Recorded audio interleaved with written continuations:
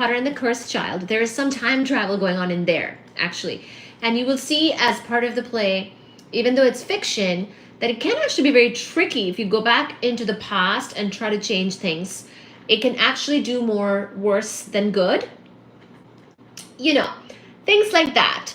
So he brought up some interesting points in this chapter. And if you missed some of this from yesterday, from under the live tab on my channel. So if you go to my channel, live tab, you will see this live stream with the full discussion yesterday or last night. And then today we're just continuing and finishing it up. And so I call this time travel 2. Okay. Jalisco says, soy de Jalisco, Mexico. Jalisco, is Jalisco from Mexico? Am I saying your name right, or is it Jalisco? Sorry if it's not Jalisco. Okay, so the fact that there are fewer virtual photons between the plates means that their energy density will be less than elsewhere. So I'm kind of recapping for you or going over it again for the benefit of the people today. Basically, we talked about how this whole like parallel metal plates in empty space could be something that creates a negative energy density, which is what we need for time travel. And negative energy density is generally not allowed, but in quantum mechanics, it may be allowed if you just keep the overall total energy density 0. So we were saying that there might be some virtual photons in between these parallel plates, which because of some things they do, ooh, there's Baji, could actually lead to having negative energy density in between the parallel plates, but also keeping everything good overall, because overall the total energy density is 0. But because of the virtual photons basically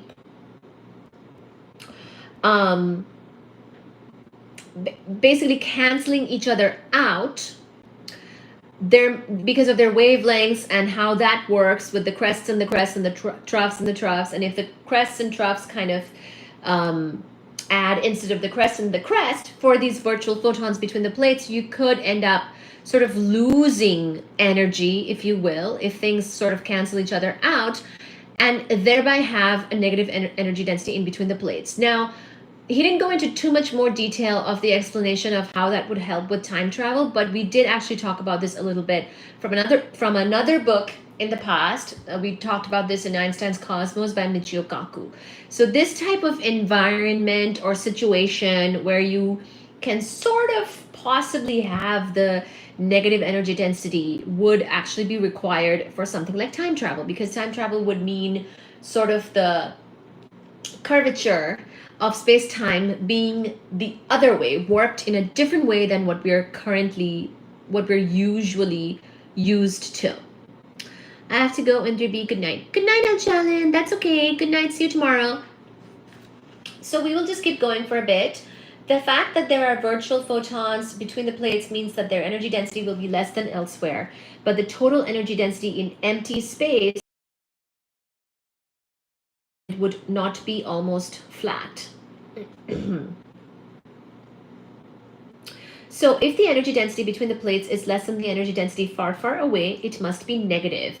So this is how we end up having negative energy density in between the metal plates, which is, we set that up as being needed if we want to do time travel. So go to the live before this one in order to get that full discussion. We thus have experimental evidence both that space-time can be warped from the bending of light during eclipses. So as far as like space-time being able to be warped, this we already knew. This is already known and experimentally confirmed, and that it can be curved in the way necessary to allow time travel from the Casimir effect. So this metal plate thing that we've been kind of discussing is the Casimir effect. If you want to look it up, it's CASIMIR.